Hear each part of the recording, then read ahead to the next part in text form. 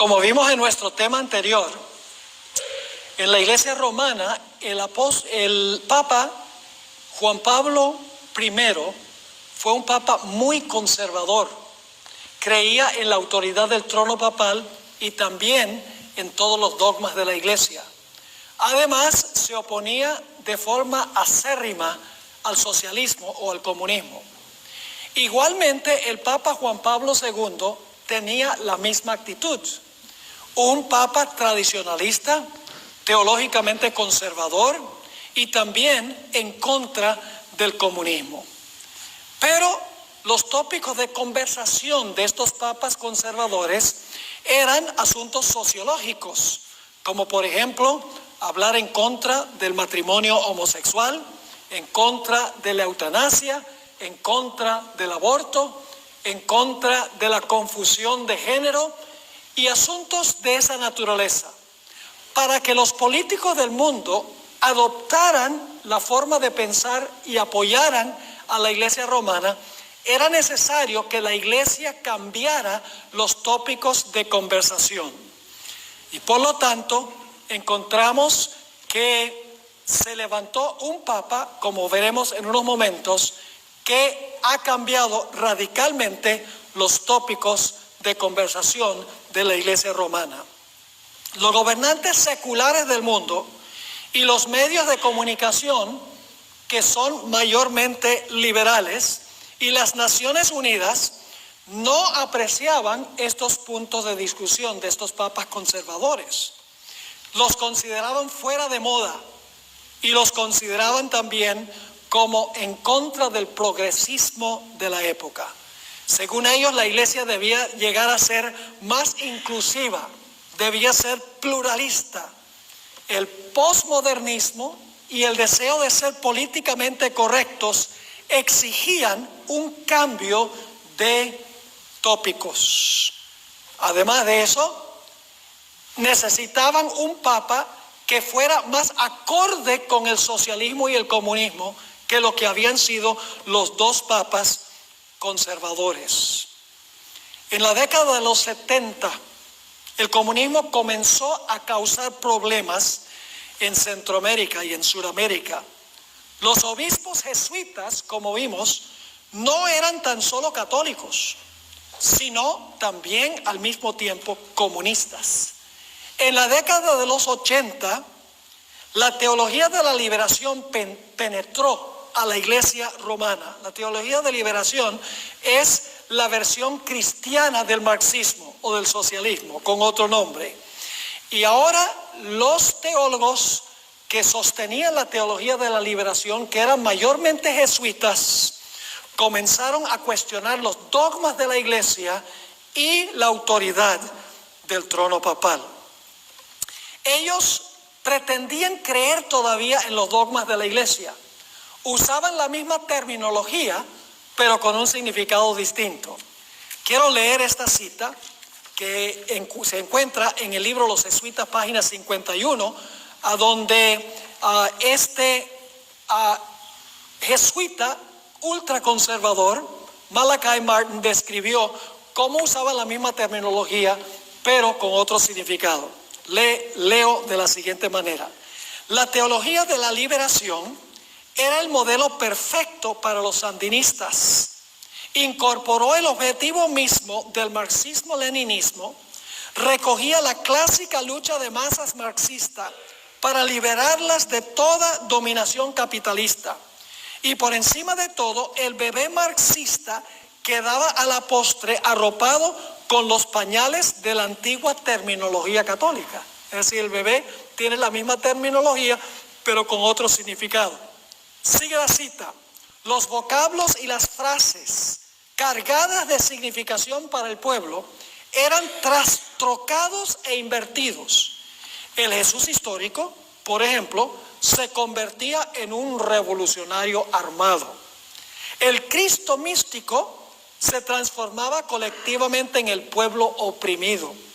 La Virgen María pasaba a identificarse con la madre de todos los héroes revolucionarios.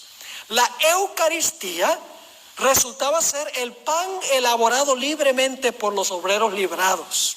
El infierno era el sistema capitalista. El presidente de los Estados Unidos, jefe de la nación que lo representaban, encarnaba el gran Satán.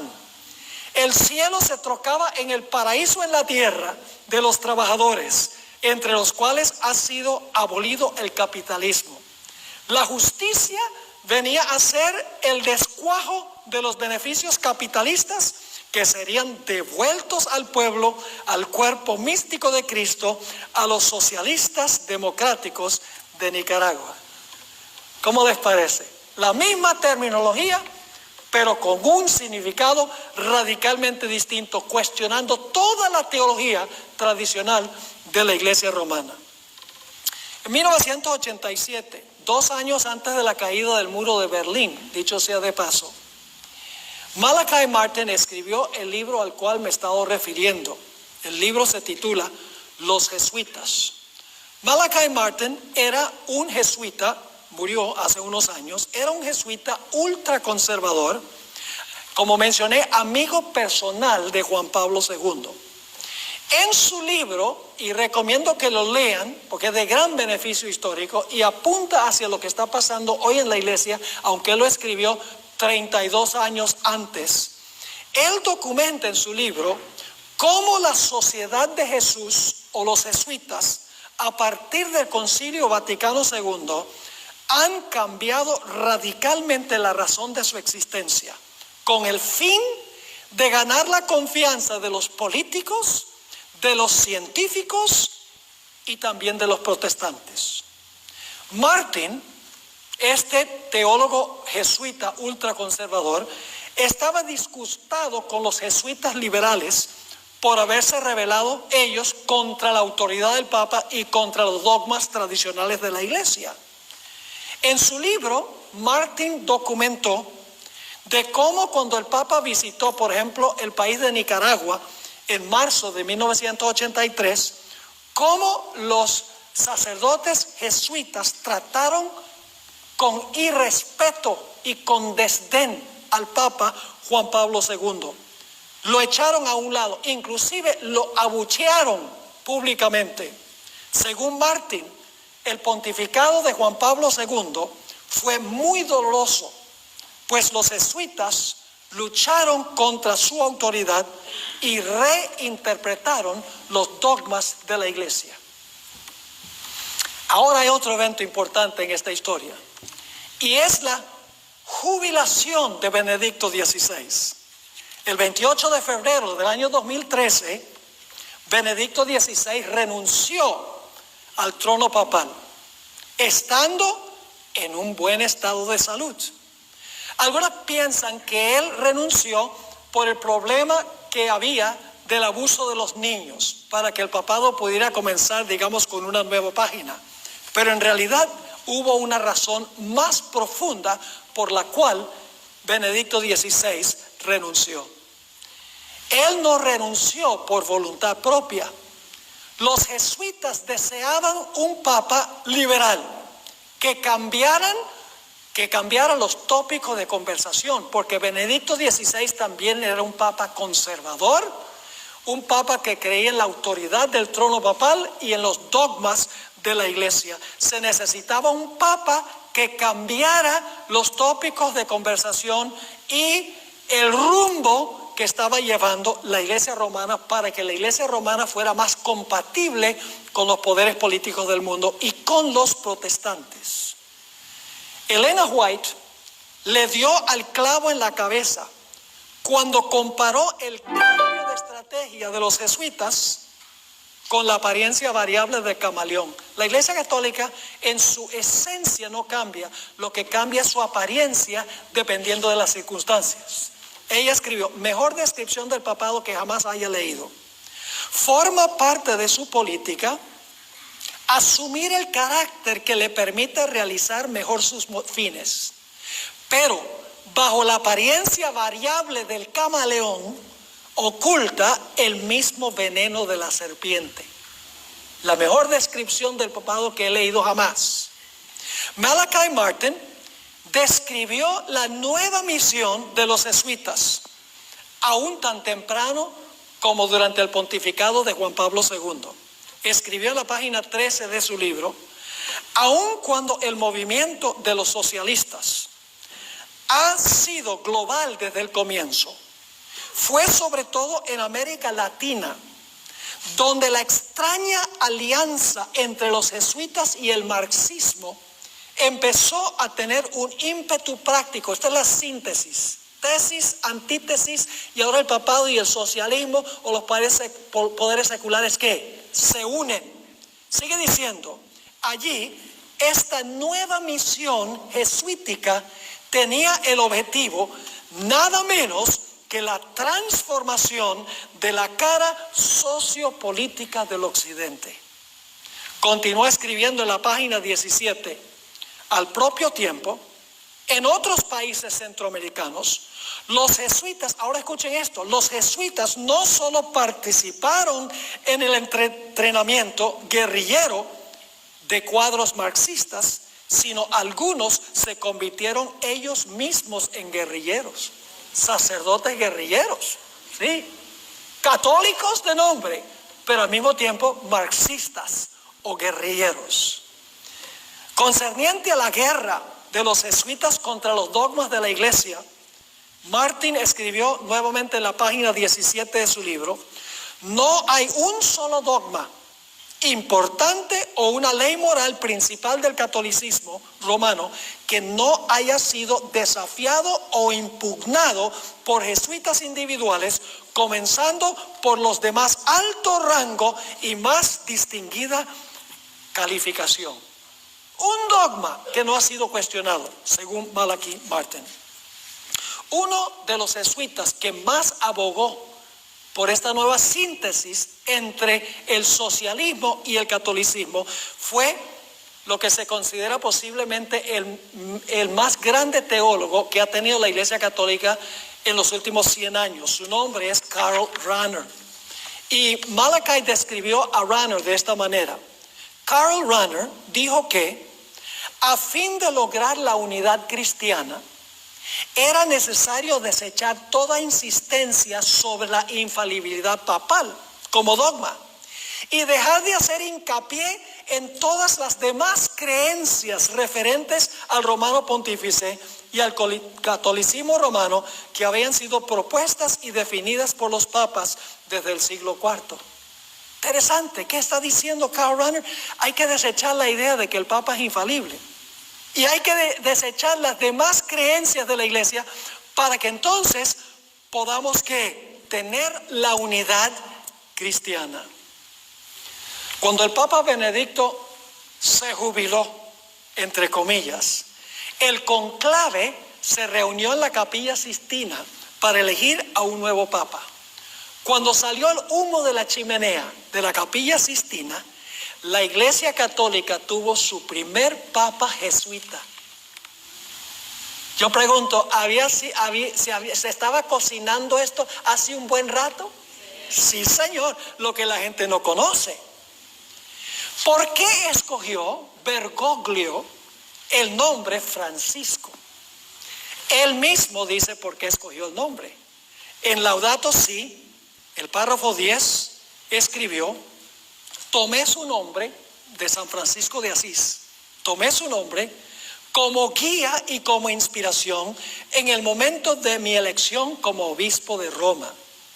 Es el santo patrono de todos los que estudian y trabajan en torno a la ecología, amado también por muchos que no son cristianos. Él manifestó una atención particular, es decir, a Francisco de Asís, él manifestó una atención particular hacia la creación de Dios. Ahí está el asunto del cambio climático. Y hacia los pobres y los abandonados. ¿Cuál es el énfasis ahora? El énfasis ahora es la ecología. El énfasis ahora es la creación de Dios. El énfasis recae sobre los pobres y sobre los abandonados. El enfoque de Francisco no ha recaído sobre los dogmas de la iglesia, ni sobre la autoridad del trono papal.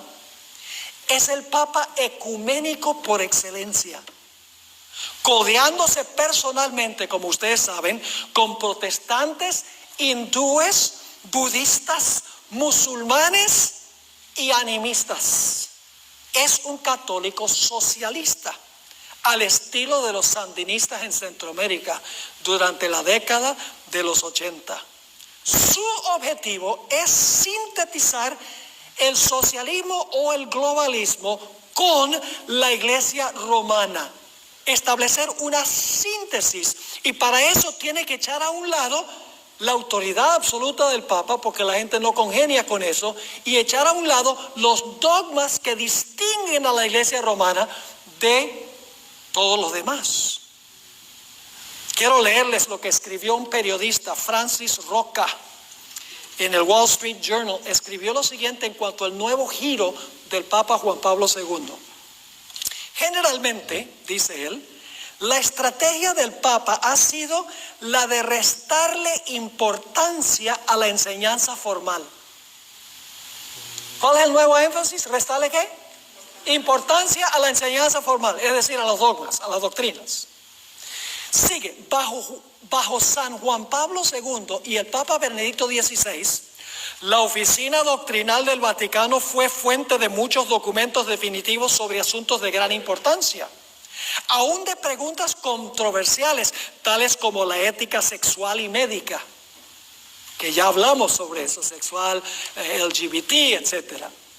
Sigue escribiendo, la oficina doctrinal del Vaticano también investigó y disciplinó a teólogos que se desviaron de la ortodoxia.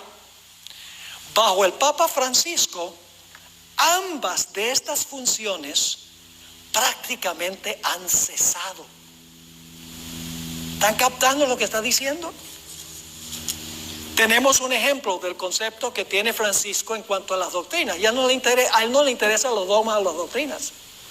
A él no le interesa que la gente acepte su autoridad en el trono papal. Déjenme darles un ejemplo. En un avión, él dio una rueda de prensa en uno de sus viajes. Y un periodista le preguntó qué pensaba él del matrimonio homosexual. Su respuesta fue, ¿quién soy yo para juzgar? Si esto hubiera sido Juan Pablo II, hubiera sido Benedicto XVI, no hubieran titubeado en decir, eso es contrario a la voluntad de Dios, como dice la Biblia. Pero este nuevo Papa dice, ¿quién soy yo para juzgar? Francis Roca, de quien leí hace unos momentos, comentó sobre esto. La declaración más famosa de su pontificado la hizo en una rueda de prensa en el avión cuando dijo, ¿quién soy yo para juzgar? El objetivo principal del Papa, de este Papa, es ganar la confianza de los poderes civiles del mundo, especialmente los Estados Unidos. Lamentablemente para él, Donald Trump es un estorbo. Por eso tienen que estar para la última presentación. A fin de lograr este fin, de que los políticos cooperen con la Iglesia romana, es necesario cambiar los tópicos de conversación. Este Papa no habla de la distinción de género. Este Papa no habla de la eutanasia. Este Papa no habla de LGBTQ.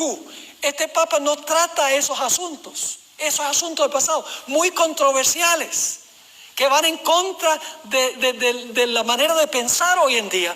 Él tiene que tocar tópicos que son compatibles con el modo de pensar moderno. En el libro Los Jesuitas, página 19, Malachi Martin escribió, el matrimonio, la homosexualidad, esto hace 32 años. El matrimonio, la homosexualidad, la ética de los negocios, la libertad humana, la piedad, cada esfera de la existencia humana tenía que ser echada a la deriva de las corrientes cambiantes de la redefinición. En la página 11 escribió, en lugar de la finalidad sobrenatural de la iglesia tradicional, la Compañía de Jesús ha sustituido la lucha en el aquí y ahora por la liberación de una clase de hombres y mujeres de nuestra sociedad de hoy, los millones de personas que padecen de injusticia social, política y económica. Ese es el tópico de conversación. Los tópicos de conversación de Francisco son puramente socialistas. Ha usado el megáfono papal para hablar del cambio climático, de la pobreza, de transferir la riqueza de los países ricos a los países pobres, la necesidad de abrir las fronteras para permitir la inmigración libre.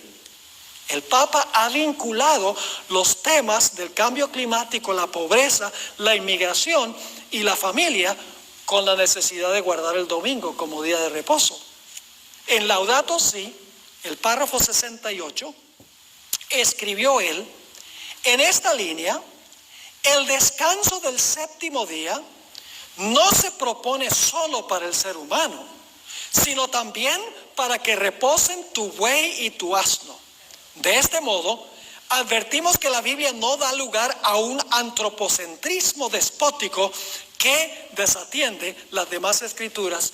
Habla del séptimo día, pero lo interesante es que para él el séptimo día es el primer día.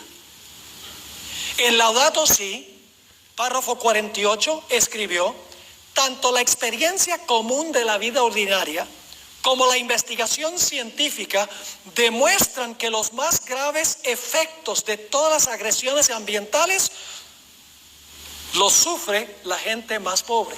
Así que el cambio climático tiene que ver con la familia, tiene que ver con los pobres, tiene que ver con no observar un día para dejar descansar el medio ambiente, etcétera. En la encíclica, si ustedes la leen, van a encontrar toda clase de frases jesuitas, de frases socialistas o comunistas. Les voy a compartir algunas de las frases que él usa.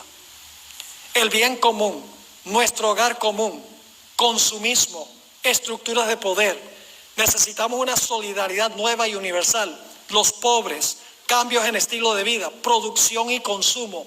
Inmigración causada por la degradación del medio ambiente, producción y consumo, grandes negocios multinacionales, los intereses de las corporaciones transnacionales, el clamor de la tierra y el clamor de los pobres, consumismo extremo y selectivo, subordinación de la propiedad privada al destino universal de los bienes, maximizar las ganancias, una mejor distribución de la riqueza.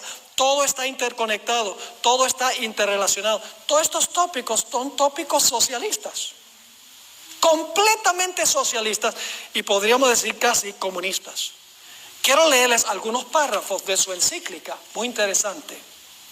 En el párrafo 5 dice: todo esfuerzo por cuidar y mejorar el mundo supone cambios profundos en los estilos de vida, los modelos de producción y de consumo, las estructuras consolidadas de poder que rigen hoy la sociedad. Es decir, que tiene que haber un cambio profundo en estilo de vida, en producción y consumo y en las estructuras consolidadas del poder, es decir, los gobiernos del mundo.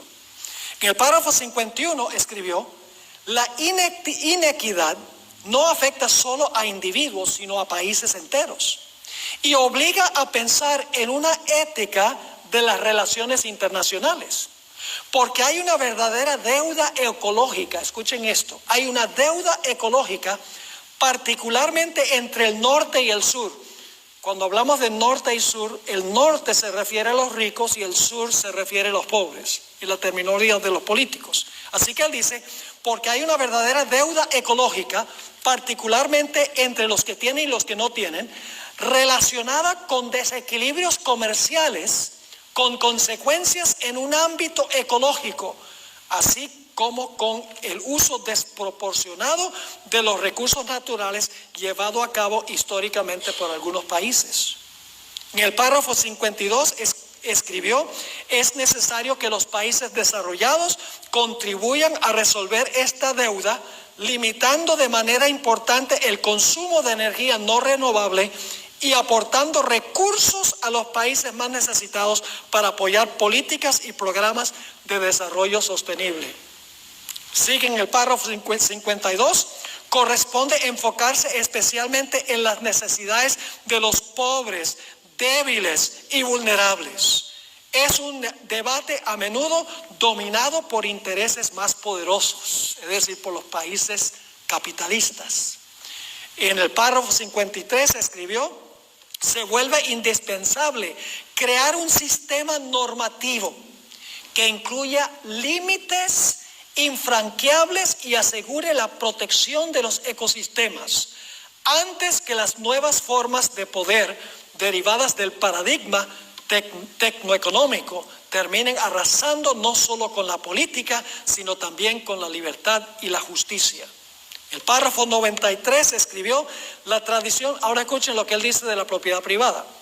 La tradición cristiana nunca reconoció como absoluto o intocable el derecho a la propiedad privada y subrayó la función social de cualquier forma de propiedad privada. Si la propiedad privada no es privada, sino es de todo el mundo, de acuerdo a necesidad. Eso es comunismo. Sigue. Con toda claridad explicó que la Iglesia defiende, sí, el legítimo derecho a la propiedad privada, pero enseña con no menor claridad que sobre toda propiedad privada grava siempre una hipoteca social para que los bienes sirvan a la destinación general que Dios les ha dado. Es decir, que si un pobre no tiene, él puede saquear un supermercado y es perfectamente aceptable, porque lo que está en el supermercado es para el bien común. ¿Están entendiendo lo que estoy diciendo? Aquí hay otra cita, párrafo 129 de Laudato Si. Para que haya una libertad económica de la que todos efectivamente se beneficien, a veces puede ser necesario poner límites a quienes tienen mayores recursos y poder financiero. Hay que tomar lo que le pertenece a los ricos y darle a los pobres, como hacía Robin Hood. Laudato Si 138. No está de más insistir que todo está conectado. Como él dice que todos estamos conectados, no importa la religión, etcétera, debemos unirnos en un cuerpo ecuménico. ¿Dónde él está hablando aquí del aborto, del LGBT, de la eutanasia? Todo eso ha desaparecido. Porque eso no es compatible con el modo de pensar moderno. En el párrafo 154 escribió: la interdependencia nos obliga a pensar en un solo mundo, en un proyecto común. Es esencial un consenso global para resolver los problemas más graves que no se pueden resolver por decisiones unilaterales por parte de países individuales. Él está en contra del nacionalismo, está a favor de lo que llamamos el internacionalismo. Otra palabra que lo define es el globalismo. Su intención es que las naciones individuales pierdan su identidad, como sucedió allá en Babel. La idea era formar una sociedad global en rebelión contra Dios. En el párrafo 169 escribió: las negociaciones internacionales no pueden avanzar significativamente por las posiciones de los países que privilegian sus intereses nacionales sobre el bien común global. Es decir, ya no se puede tener diálogo porque las naciones que tienen, ellos lo que quieren es quedarse con sus intereses nacionales y no quieren preocuparse por el bien global común. En el párrafo 208 escribió el Papa: si vencemos el individualismo. El papado está en contra del individualismo ahora, porque todo tiene que ser en común. Si vencemos el individualismo, podremos realmente desarrollar un estilo de vida distinto y serán posibles cambios significativos en la sociedad. Yo pregunto, ¿ustedes creen que las naciones que pertenecen a las Naciones Unidas les encantan estos nuevos tópicos de conversación? Claro que les encanta. Si no lo creen, en el año 2015 se celebró el 70 aniversario de la Asamblea de las Naciones Unidas. El Papa dio el discurso inaugural y cuando terminó su discurso, todos los delegados que estaban presentes se pusieron de pie y le dieron una ovación que duró varios minutos. ¿Sobre qué habló en su discurso? ¿En contra del aborto? No. ¿En contra de la eutanasia? No. ¿Qué fue lo que habló? Lo que los gobernantes del mundo quieren oír. Nosotros a veces pensamos que lo que más necesita el papado para volver al poder es el apoyo de los protestantes. No, Lo que más necesita el papado para ascender al poder es recuperar el apoyo de los poderes civiles del mundo. Porque esa es la antítesis. Después de la Revolución Francesa, las naciones establecieron gobiernos independientes del papado. El papado solo puede recuperar el poder si sintetiza la Iglesia romana con los poderes seculares del mundo, particularmente los países socialistas. En el libro Los Jesuitas, página 12, encontramos la siguiente cita. Sin embargo, está escribiendo Malachi Martin, sin embargo, el hecho concreto es que muchos jesuitas desean ver un cambio radical en el capitalismo democrático de Occidente en favor del socialismo. ¿Qué es lo que quieren los jesuitas? Un cambio ¿de qué clase?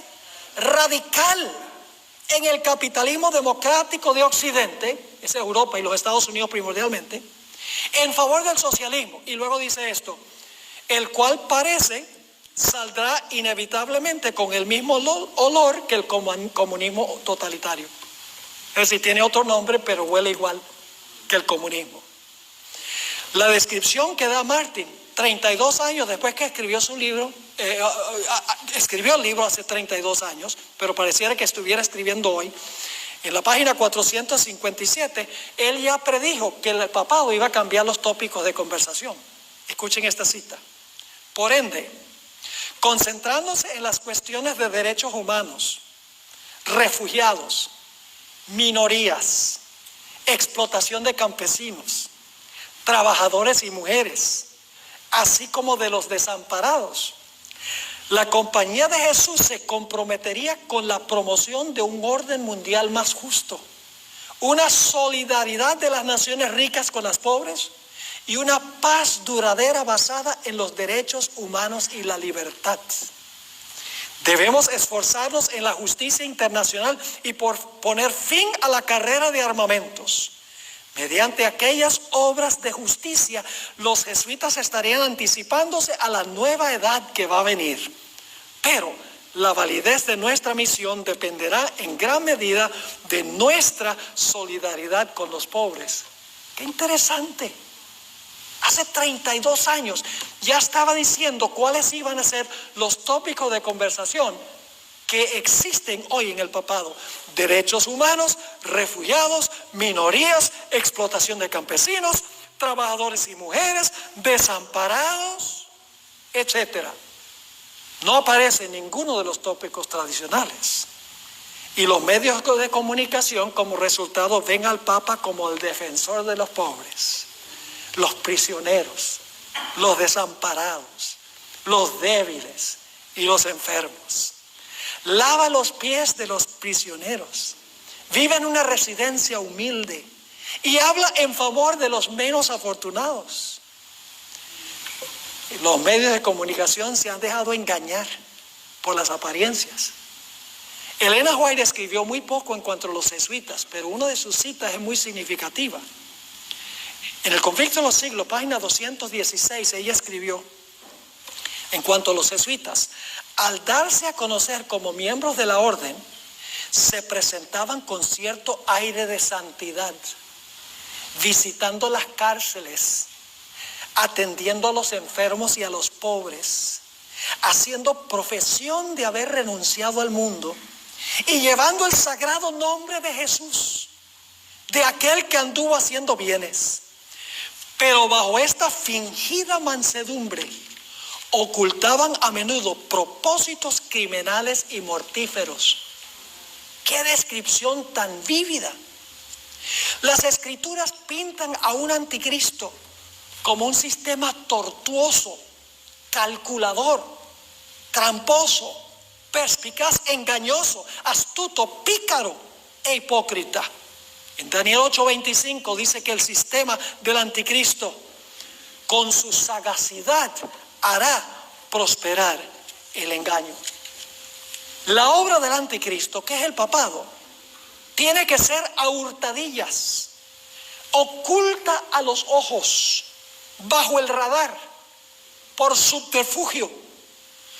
Un sistema abiertamente ateo no va a engañar a nadie, ni va a convencer a ningún cristiano que lo acepte.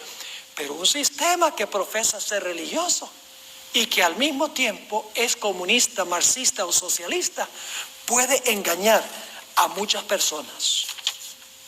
Ahora quiero hablar desde otro desarrollo muy interesante.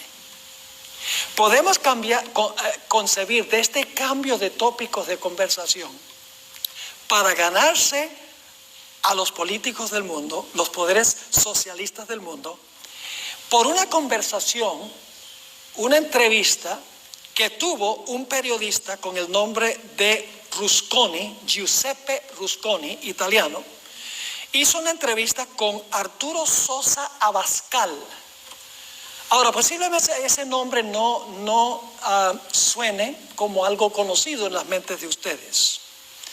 ¿Quién es Arturo Sosa Abascal?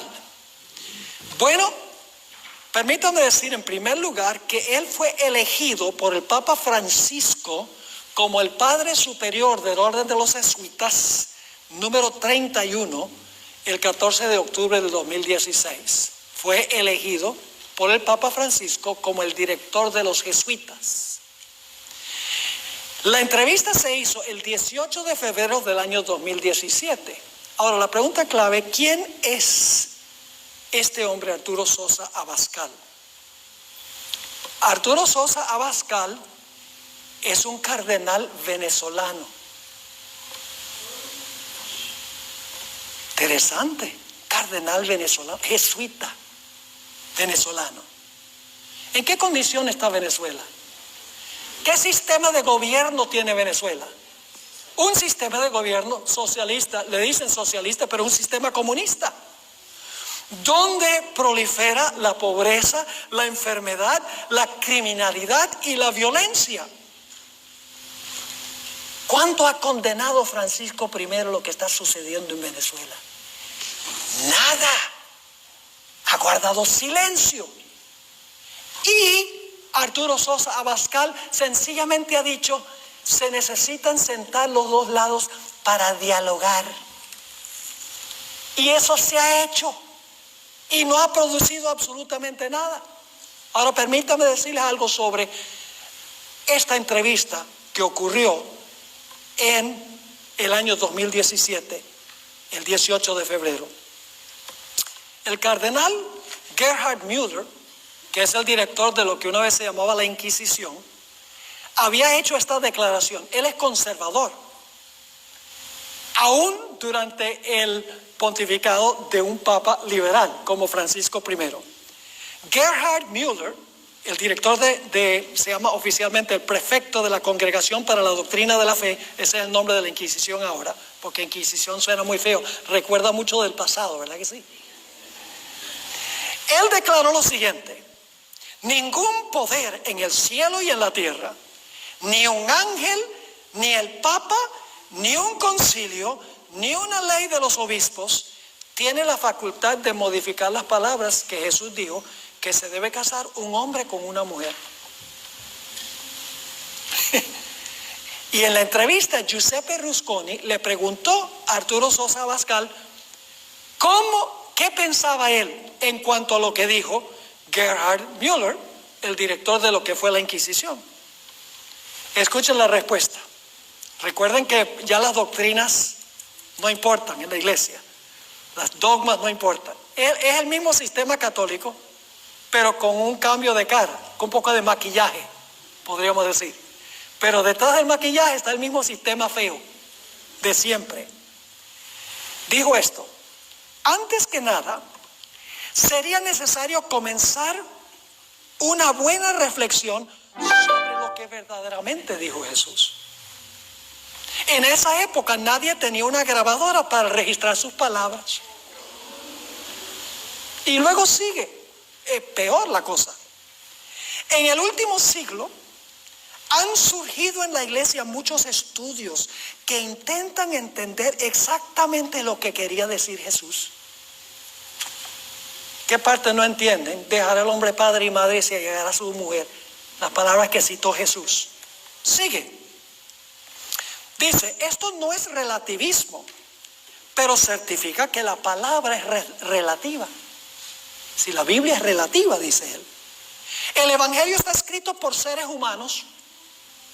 Está aceptado por la iglesia, que a su vez está formada por seres humanos. Por lo tanto, es verdad que nadie puede cambiar la palabra de Jesús, pero es necesario saber cuál ha sido esa palabra. Bueno, y la Biblia no dice cuál fue la palabra. Pero él dice, no sabemos que Jesús haya dicho lo que está escrito en la Biblia.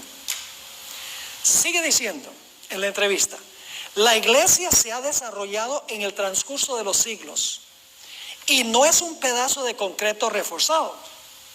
La iglesia nació, ha aprendido, ha cambiado.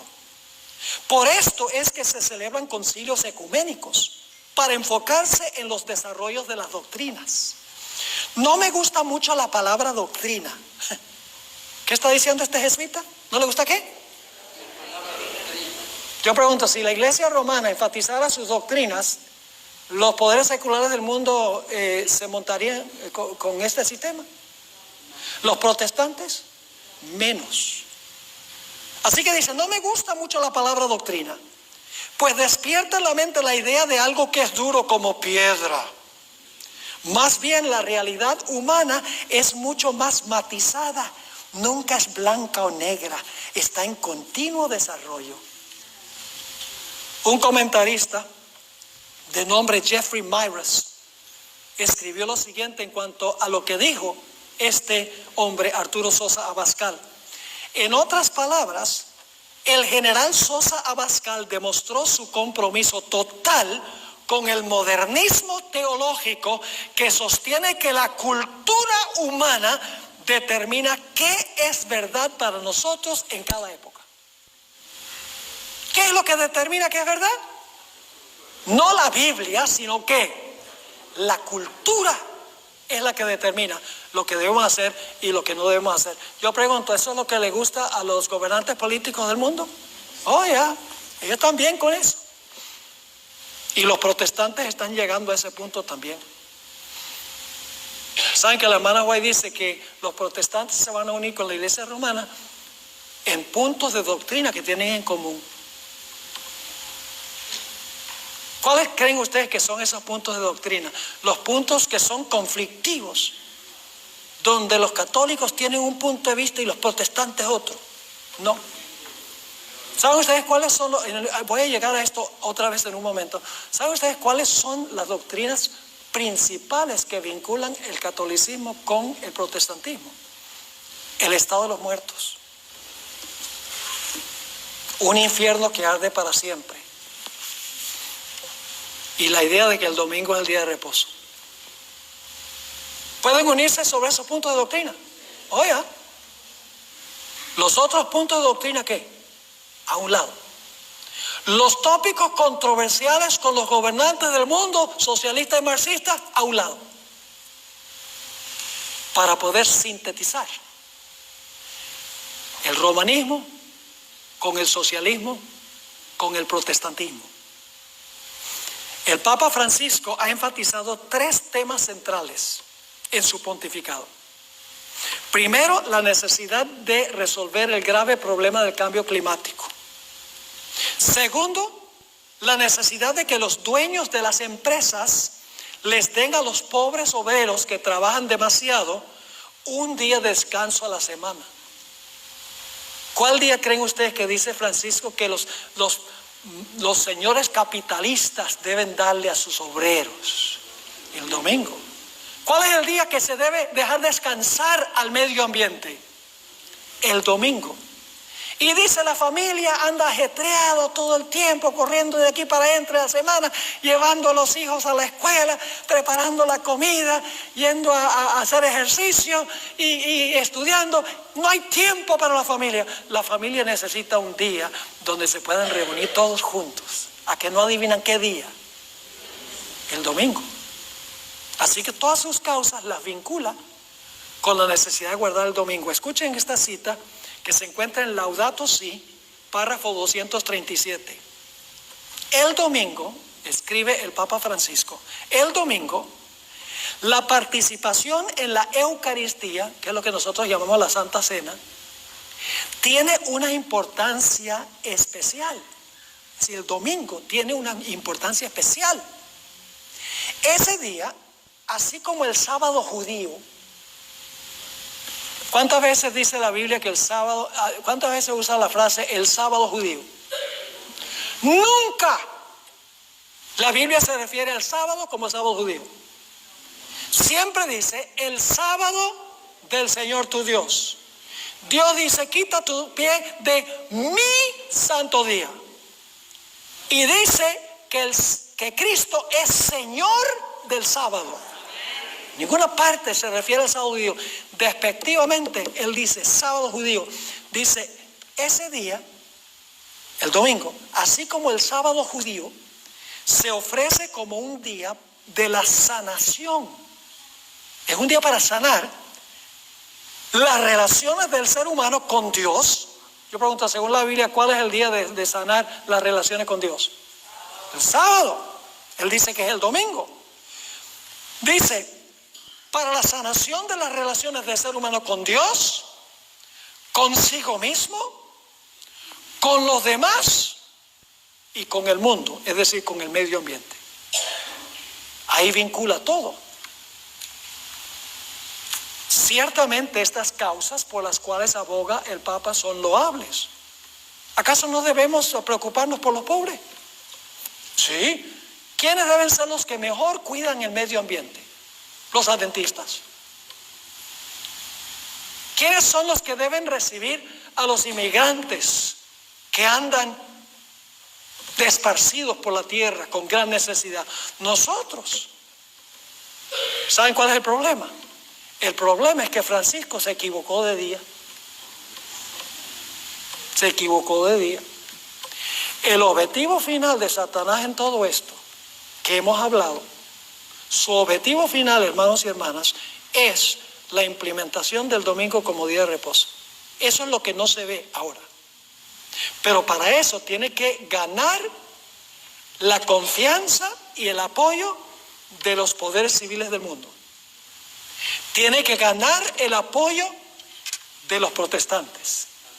Y así la hermana White dice, los católicos, los protestantes y los mundanos. La expresión mundano se refiere a la gente secular. Verán en esta unión un medio de convertir al mundo e implementar el milenio tan largamente esperado. A eso va todo esto. El mundo no lo ve. Pero nosotros, a través del conflicto de los siglos y el libro de Apocalipsis, entendemos lo que está pasando y lo que pronto ocurrirá. Ahora quiero leerles una cita muy interesante. Tengo varias, pero solamente tenemos tiempo para leer una. Yo mencioné que hay ciertas doctrinas que unen a los protestantes con los católicos. Mencioné tres. La idea de que un infierno arde para siempre. La idea de que los muertos, el alma se separa del cuerpo, sigue viviendo. Y la idea de que el domingo es el día de reposo. Ahora, voy a leerle una cita de un teólogo católico. Enseñó muchos años en la Universidad de Notre Dame, una de las grandes universidades católicas de los Estados Unidos, cerca de la Universidad de Andrews, en South Bend. Escribió un libro muy reconocido, su nombre es John O'Brien, escribió el libro The Faith of Millions, la fe de millones. Y escuchen lo que dice. Siendo que el sábado y no el domingo se especifica en la Biblia, ¿no es curioso que los que no son católicos y quienes profesan tomar su religión directamente de la Biblia y no de la iglesia, observen el domingo en lugar del sábado? Sí, claro que los protestantes son inconsistentes. Pero este cambio del día de reposo se hizo unos 15 siglos antes que naciera el protestantismo. Y para ese tiempo la costumbre se observaba ya universalmente. Los protestantes han continuado la costumbre, aun cuando se basa en la autoridad de la Iglesia Católica y no sobre un texto explícito de la Biblia. Y ahora escuchen esto. Dicha observancia permanece como un recordativo de la Iglesia Madre, de donde se separaron las sectas no católicas. Y ahora va a dar una comparación. Es como un niño que se fuga de su casa, pero aún lleva consigo en el bolsillo una foto de su madre o una trenza de su cabello. Los protestantes van a volver a mamá porque tienen en el bolsillo estas doctrinas en común con la iglesia madre. Ahora, para terminar, yo quiero preguntar, ¿la iglesia adventista tiene un mensaje especial para este tiempo? Hermanos y hermanas, no podemos perder el tiempo presentando en la iglesia lo que se presenta en las iglesias evangélicas. No tiene nada de distintivo. O en las iglesias pentecostales. Nosotros tenemos un mensaje especial para este tiempo. Nuestro nombre fue escogido por providencia divina. Permítame mencionar cómo ocurrió. El 26 de septiembre de 1860 se reunió un comité en la ciudad de Battle Creek, Michigan, con el fin de darle un nombre al movimiento adventista.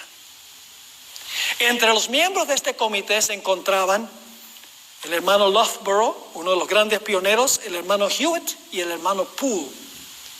Varios ministros sugirieron que el movimiento se le debería darle el nombre Iglesia de Dios o Iglesia de Cristo. El hermano Hewitt objetó y el hermano Poole objetó y dijo: todas las iglesias pretenden ser de Cristo e iglesia de Dios. ¿Qué tiene eso de distintivo?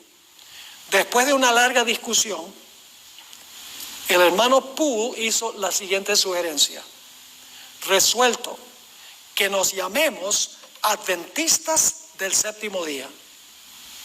Esto se aprobó con un solo voto en contra, uno de los que había dicho que se debía llamar la iglesia de Dios.